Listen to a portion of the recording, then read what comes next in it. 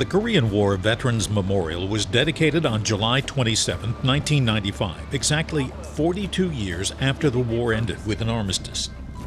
It commemorates the approximately 50,000 Americans who died in Korea and the 1.7 million who served there during the war. The war was never formally declared. The Korean conflict, as it is sometimes euphemistically called, lasted from 1950 to 1953. It's also sometimes referred to as the Forgotten War.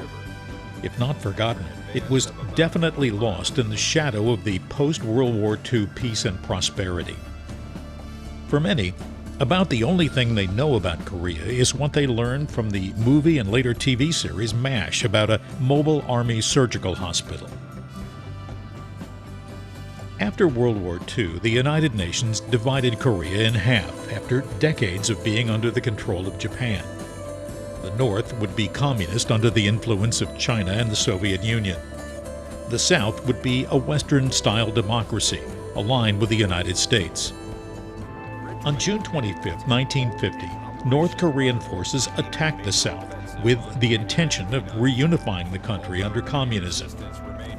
The United Nations voted to send troops to defend South Korea.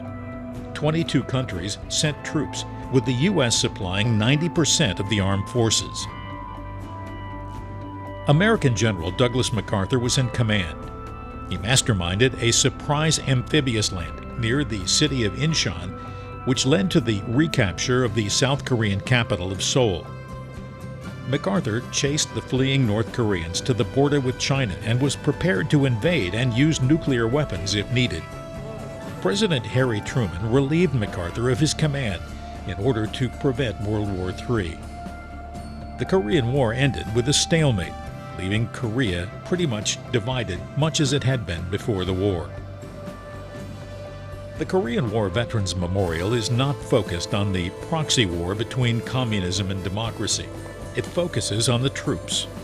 A grouping of 19 7-foot-tall figures made from steel emerges from the woods. It's called the column.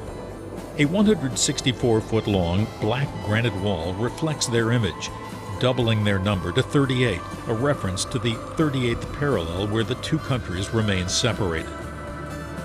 Images from the war are etched into the stone.